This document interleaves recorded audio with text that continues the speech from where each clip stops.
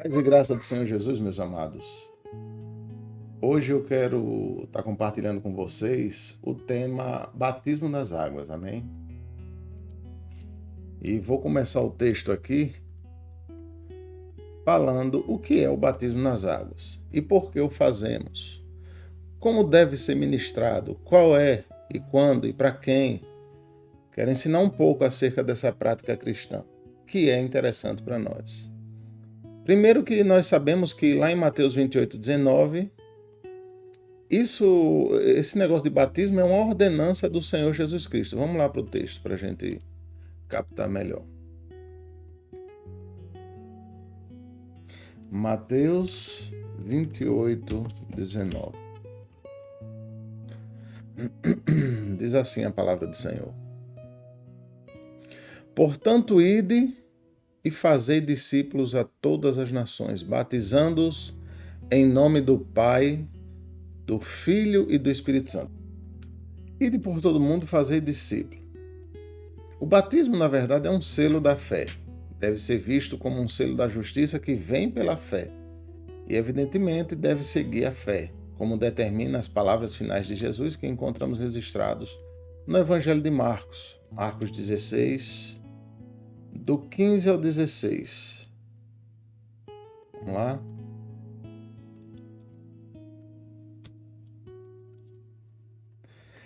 E disse-lhe: Ide por todo mundo pregar o evangelho a toda criatura, e quem crê e for batizado será salvo. Quem não crê será condenado. E olha que interessante, muita gente se confunde no tocante a precisar ser batizado para ser salvo. Mas a palavra do Senhor, ela diz aqui: quem crê e for batizado será salvo. Você veja que tem crer e batizado. Mas quem não crê será condenado. Ou seja, quem é condenado? É quem não é batizado? Não. É quem não acredita em Cristo Jesus e que ele foi enviado à terra, do reino dos céus para a terra, para salvar a humanidade. Quem não crê realmente já está condenado. Amém? Aleluia. Esta é a razão por que não batizamos e nem tampouco validamos o batismo de algumas crianças. Primeiro, é necessário a fé em Deus. Uma criança não vai ter fé. Aliás, a criança está envolta pela mão do Senhor, não é? Quando crianças partem, antes de ter a ciência das coisas, ela parte salva. Por quê? Porque ela não pode ser julgada por aquilo que ela não sabe. Então, se ela não consegue, por exemplo, se arrepender de erros, criança não vai se arrepender de erros, ela não entende o que é certo e o que é errado. A partir do momento que ela passa a entender o que é certo e errado, ela também possivelmente pode entender o que é um batismo e pode ser batizada. É necessário crer primeiro e então batizar.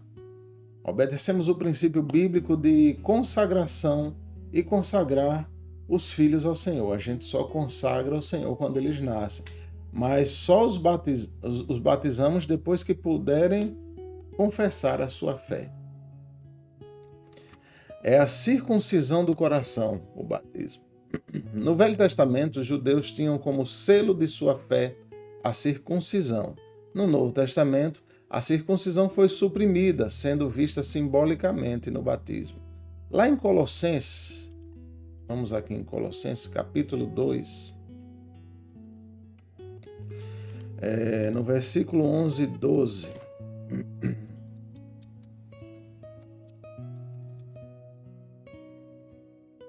Temos aqui o texto. Nele também fostes circuncidados com uma circuncisão não feita por mãos, mas sim no abandono do corpo, dos pecados da carne pela circuncisão de Cristo Jesus. Você observa que eles tinham a circuncisão como a prática de um batismo, uma entrada ritual para o cristianismo. Toda criança que nascia tinha que ter o prepúcio arrancado ali, era um batismo, né? A circuncisão da carne era tirado o prepúcio para que a pessoa ficasse batizada no cristianismo naquela época. No Novo Testamento já foi diferente. Jesus ele foi batizado e disse: batize o povo no nome do Pai, do Filho e do Espírito Santo. Então a circuncisão feita pela mão do homem já não é mais válida, mas agora a circuncisão de coração que é feita através do batismo das águas. Amém? Quando você se batiza, você se torna uma nova criatura. É o que veremos. Depois diz aqui no texto, no versículo 12: sepultados com ele no batismo, no qual também com ele fostes ressuscitados pela fé no poder de Deus que o ressuscitou dos mortos. Olha que maravilha. Amém? Glórias a Deus. Vamos aqui. Deixa eu ver aqui, certo. Hoje essa circuncisão acontece no coração. Vamos aqui na Bíblia, em Romanos 2, no capítulo 28.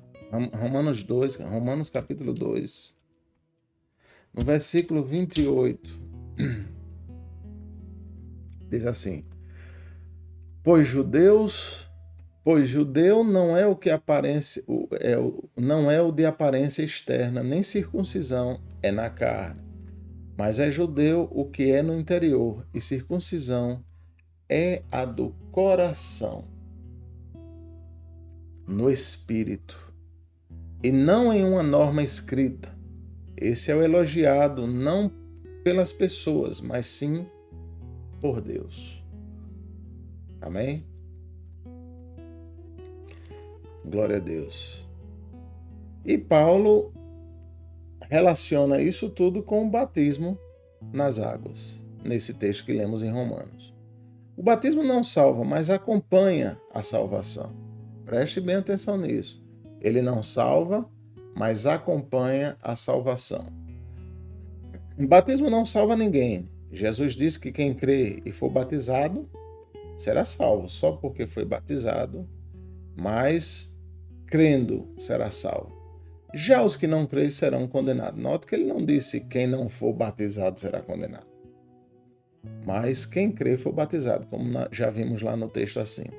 O batismo segue a fé e nos leva à salvação, mas ele em si não é um meio de salvação.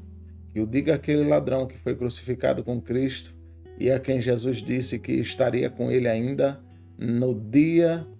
naquele dia que fosse ao paraíso. Lucas 23, 39. Vamos lá ao texto.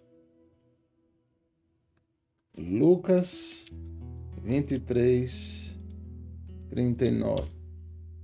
E um dos malfeitores que estava pendurado insultava, dizendo: se tu és o Cristo, salva a ti mesmo e a nós. Porém o outro respondendo repreendia-o, dizendo: tu ainda não temes a Deus, mesmo estando na mesma condenação?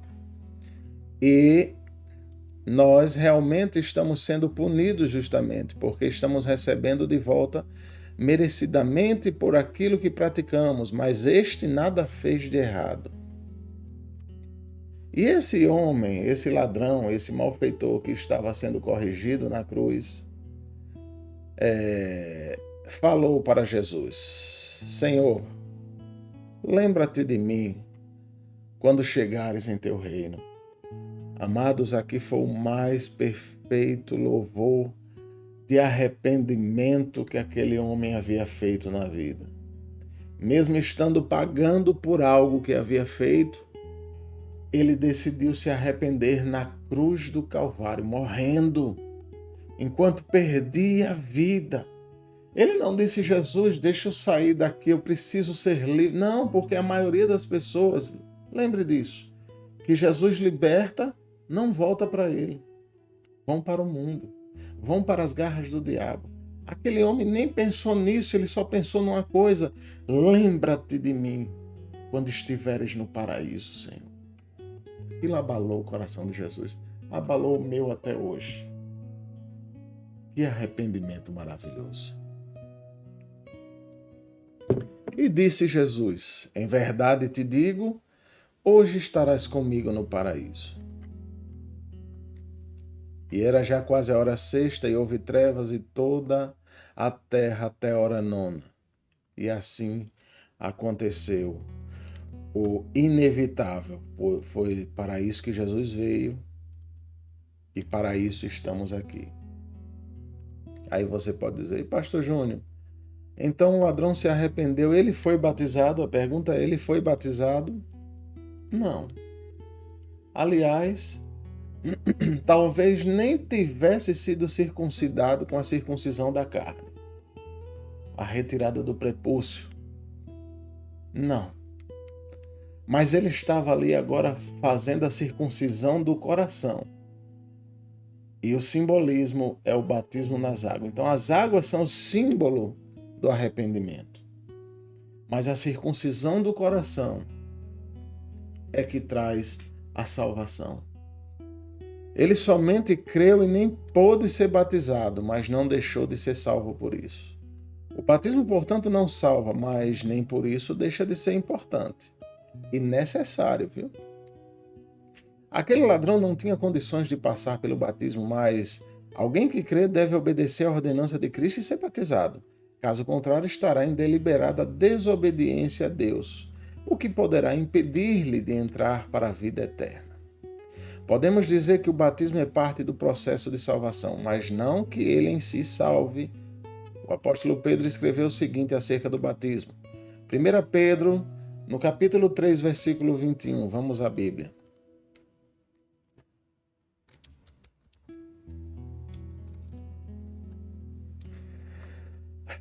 Esta é uma representação do batismo, que agora também nos salva, não como remoção de sujeira do corpo, mas sim como o pedido de boa consciência a Deus,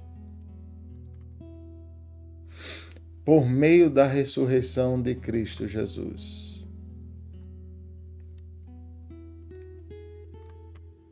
Ele está à direita de Deus, depois de haver subido ao céu, e os anjos, autoridades e os poderes estão sob, ou seja, abaixo do seu comando.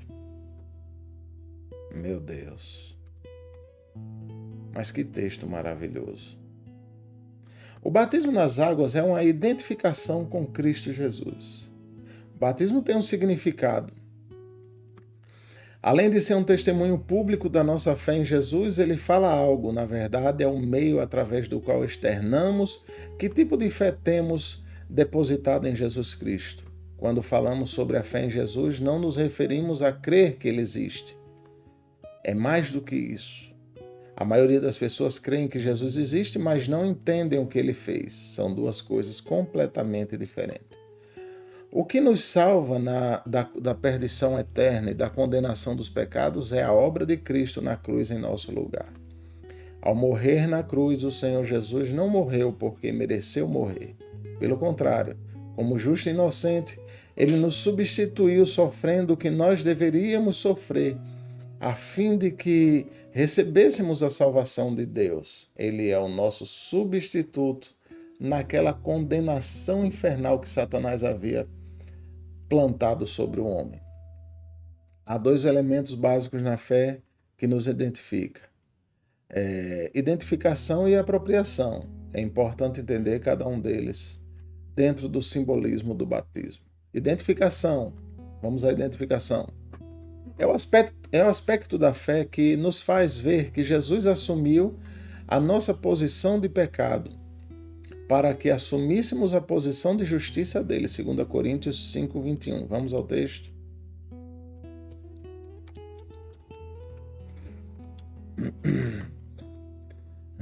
Pois ele fez com que aquele que não conheceu o pecado se tornasse pecado por nós, para que nós nele fôssemos feitos justiças de Deus. Aleluia.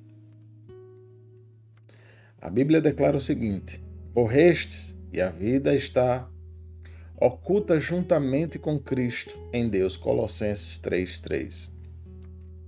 Quando Deus nos olha, ou ele nos vê sozinho em nossos pecados, ou nos vê através de Jesus Cristo, que já pagou por eles, a fé nos coloca com Jesus na cruz, crucificados com ele, nos coloca no túmulo, sepultados com ele, nos coloca ainda nos céus, à direita de Deus.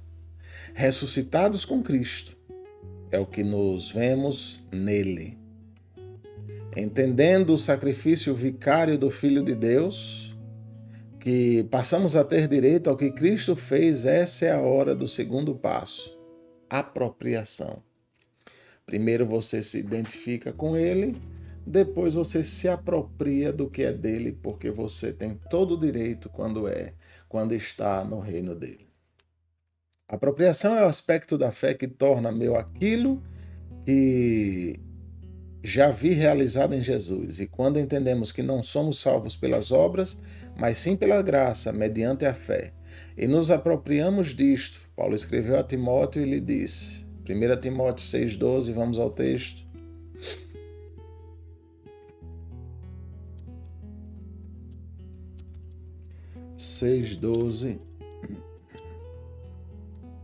No Apocalipse não, 1 Timóteo.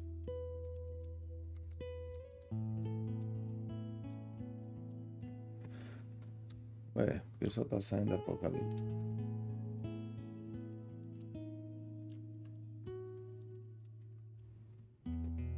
Deixa eu ver aqui.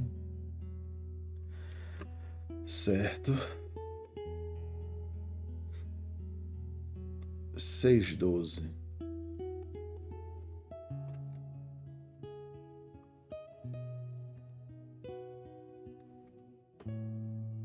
É esse aqui.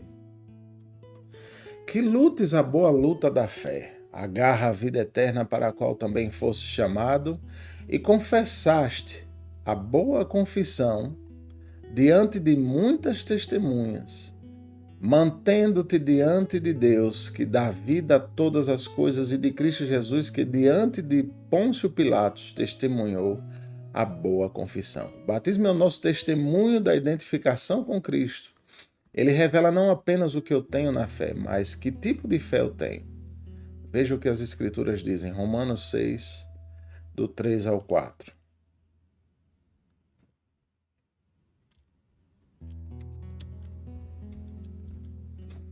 Ou não sabeis que todos que somos batizados em Cristo Jesus, somos batizados em sua morte? Vocês sabem disso? Por isso estamos sepultados com ele pelo batismo na morte, para que assim como Cristo ressuscitou dos mortos para a glória do Pai, assim também nós andemos em novidade de vida.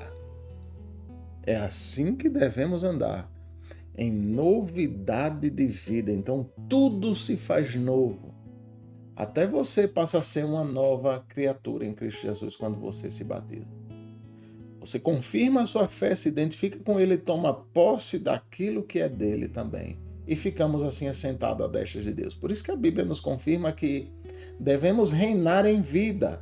Tem gente que fica esperando o reino de Deus acontecer para virem a reinar. A gente já reina aqui em vida. Amém? Aleluia. Quando imergimos alguém na água, estamos simbolicamente declarando que esta pessoa foi sepultada com Cristo. E ao levantarmos esta pessoa das águas, estamos reconhecendo que ela já ressuscitou com Cristo para viver uma vida nova e transbordante. Portanto, o batismo é onde reconhecemos que tipo de fé nós temos, uma fé que identifica com Cristo e sua obra realizada na cruz. Quem pode ser batizado? Você já se perguntou isso? Para quem é o batismo? A explicação anterior responde essa indagação para todo aquele que se identifica pela fé com o sacrifício de Cristo na cruz. Depois de ter reconhecido por fé a obra de Cristo, quando a pessoa passa a estar apta para o batismo. E quando é que essa pessoa está apta? Quanto tempo ela tem que ter de vida cristã para poder ser batizada? A Bíblia responde com clareza essas questões, em Atos 8, 30 a 39.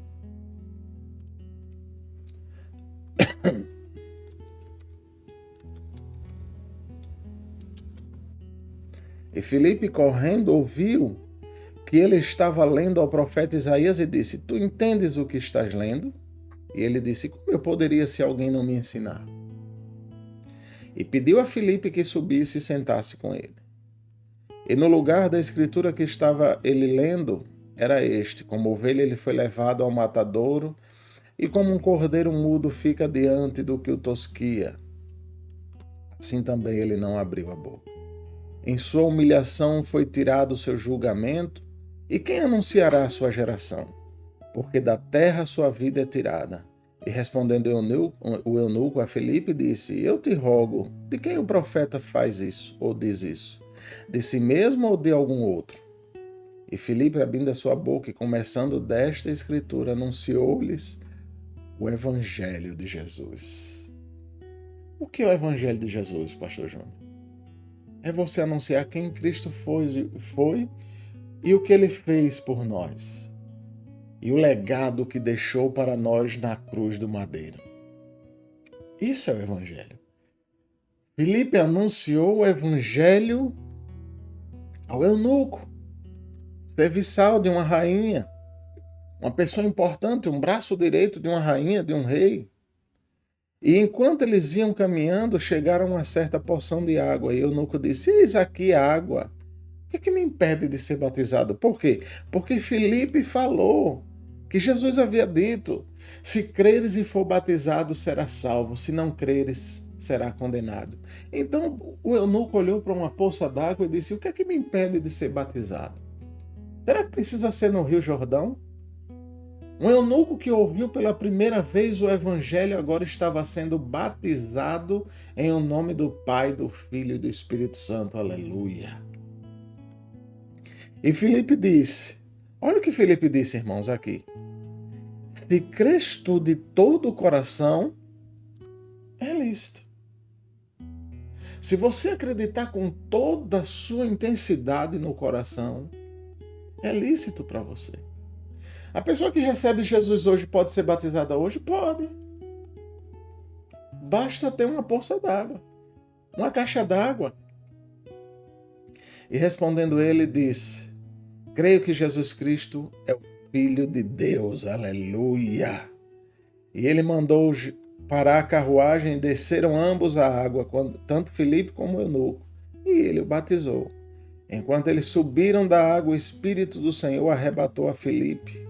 E o eunuco não mais o viu, porque ele foi em seu caminho com alegria. Oh, aleluia! Você imagine o rosto do eunuco por ter participado de grande comunhão com Cristo Jesus. Amém? Vamos lá.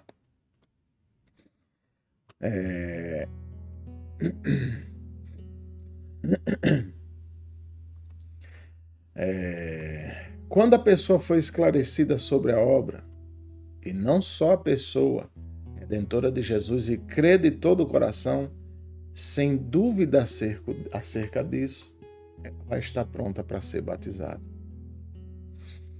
E tem outros que perguntam assim: quando se batiza o novo convertido?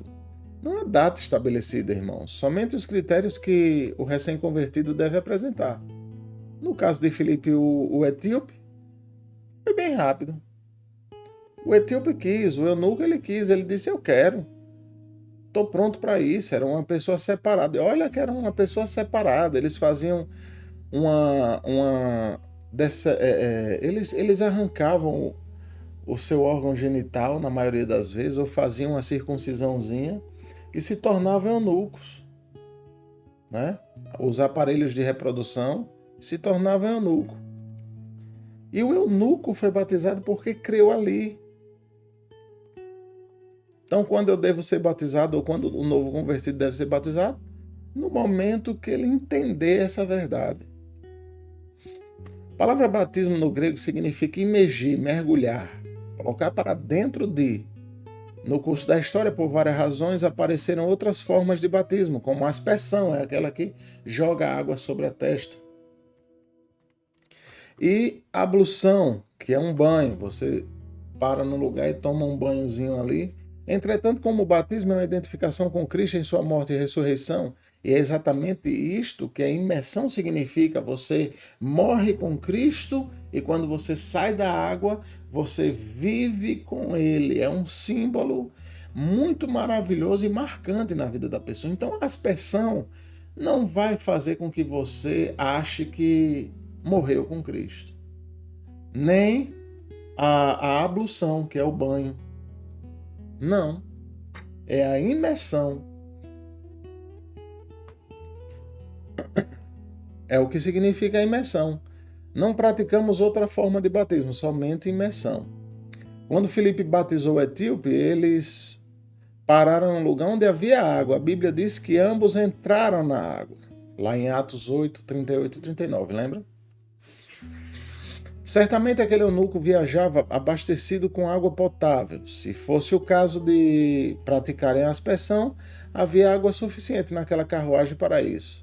Mas batizar é imergir, é entrar. Não foi à toa que João Batista se utilizou do Rio Jordão para batizar, né? No Rio Jordão, ele batizava muita gente, João Batista. Depois mudou o local de batismo para Enom, perto de Salim. A razão disso é descrita pelo apóstolo João em seu evangelho, porque havia ali muitas águas, lá em Enom, perto de Salim. João 3, 23. Não há lugar específico para o batismo em nossos templos. Um batistério, em outros lugares, piscinas. O batismo é feito da forma que você pode submergir. Nós temos um irmão na igreja em Laranjeira que nós batizamos numa caixa d'água.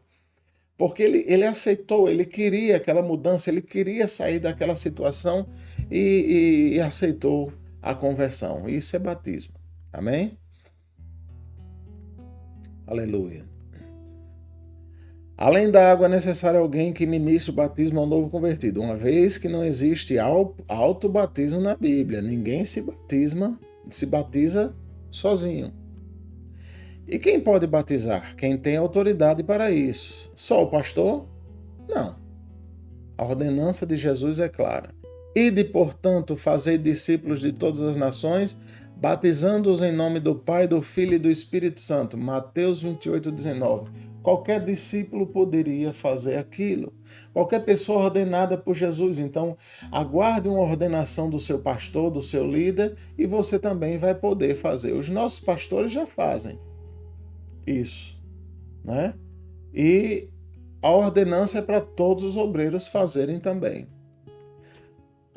Jesus mandou fazer discípulos e depois batizá-los. A ordem já subentende que quem faz o discípulo tem autoridade para batizá-lo. Filipe era apenas um diácono na época, fazendo o trabalho de evangelista. Não era o pastor de nenhuma igreja e batizou. E que evangelista! Paulo disse aos coríntios que não havia batizado quase ninguém entre eles, entretanto que mesmo se tratando de seus filhos na fé, ele provavelmente tenha passado esta tarefa a outros cooperadores, que não eram pastores. Amém? Para muitas igrejas, a palavra de Mateus 28, 19, que diz em nome do Pai, do Filho e do Espírito Santo, são a fórmula a ser seguida no batismo. Vemos isto em um principal ritual, mostrando a trindade envolvida no batismo, mas a forma como os apóstolos obedeceram esta ordem nos dá a entender que eles não viram nas palavras de Jesus uma fórmula a ser repetida. Por quantas vezes vemos a referência clara ao nome usado no batismo cristão nas páginas de Atos dos Apóstolos. Vamos lá, Atos 2:38. Arrependei-vos cada um. Vamos lá, Atos 2.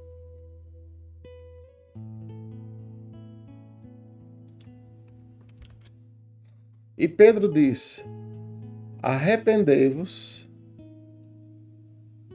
e batize-se cada um de vós no nome de Jesus Cristo para perdão dos pecados, e vós receberei o dom do Espírito Santo. Vocês receberão o dom do Espírito Santo. Veja que Pedro aqui ele só deixou claro o nome de Jesus.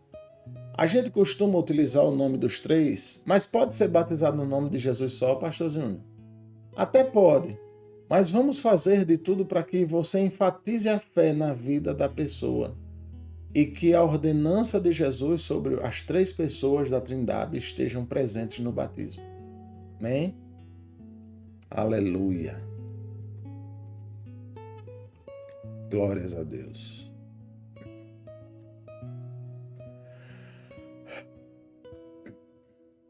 Atos 8:16. A gente já leu, né? Se eu não me engano, eu já trouxe aqui, mas vamos lá para ele de novo. porque ainda sobre nenhum deles tinha descido, mas somente tinha sido batizado no nome do Senhor Jesus. Isso falando dos batizados no Espírito Santo. Ok? E ordenou que fossem batizados em nome do Senhor Jesus. Então lhe pediram que permanecessem com eles aqueles dias. Atos 10, 38. Vamos ao 10. E sobre Jesus de Nazaré, como Deus ungiu como o Espírito Santo e com o poder, o qual percorreu os lugares fazendo o bem e curando todos os oprimidos do diabo, porque Deus era com ele. Eles tendo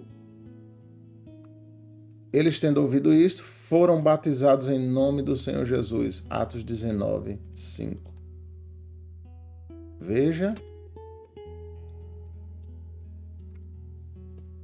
Eles foram batizados no nome do Senhor Jesus.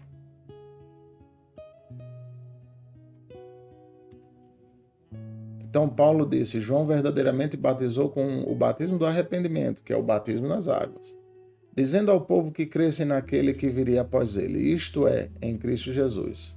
Ao ouvirem isso, eles foram batizados no nome do Senhor Jesus, no Espírito. E Paulo, impondo-lhes as mãos, veio sobre eles o Espírito Santo e falavam em línguas e profetizavam. E todos os homens eram cerca de 12. E ele, entrando na sinagoga, falava ousadamente durante 3 meses, disputando e persuadindo as coisas do reino dos céus. Aleluia! Alguns alegam que batizar só em nome de Jesus é negar a Trindade. Isso aí não existe, irmãos. Mas para o apóstolo era sinônimo de obediência à comissão de Cristo. Veja bem, quando expulsamos demônios, fazendo isto em nome de Jesus, como diz lá em Marcos 16, 17. Mas não quer dizer que o Pai e o Espírito Santo tenham ficado de fora. Os 3 são um. Pois Jesus disse que expulsava demônios pelo dedo de Deus. Não era por ele mesmo. Lucas 11, 20. Vamos lá, Lucas 11.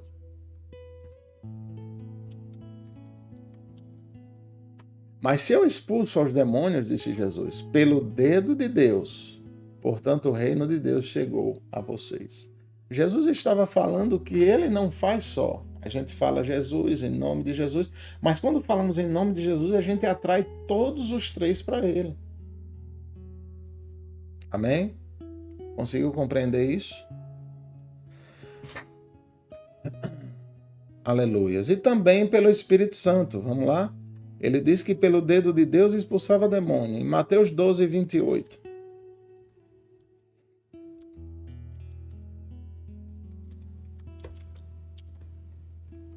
Mas se eu, pelo Espírito de Deus, expulso os demônios, logo o reino de Deus é chegado sobre vocês.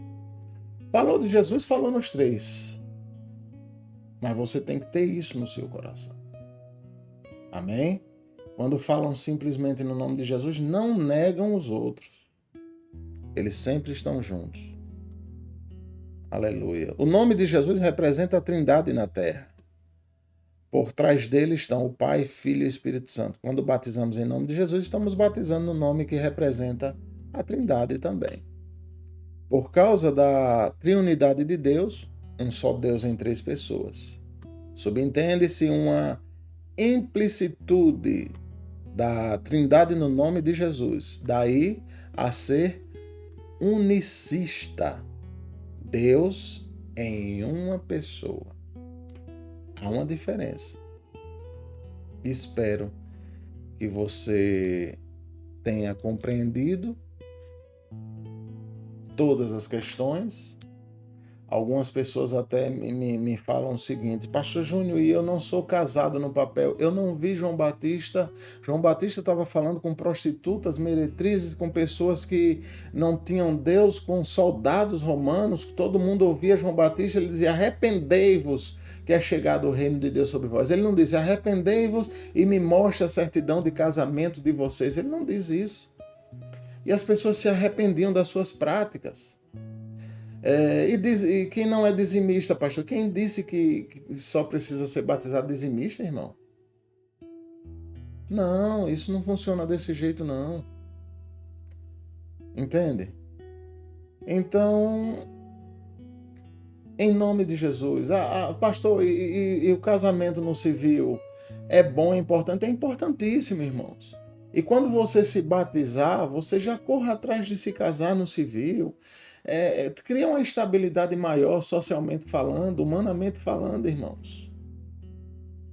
Tem um jeitinho.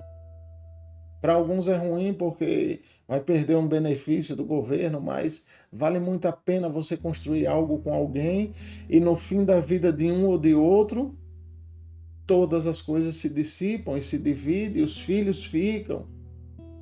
Vale a pena. Amém, meus queridos?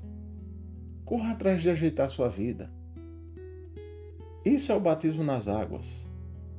É você, a partir do batismo, ressuscitar com Cristo e começar a ajeitar as coisas na vida que não estavam ajeitadas.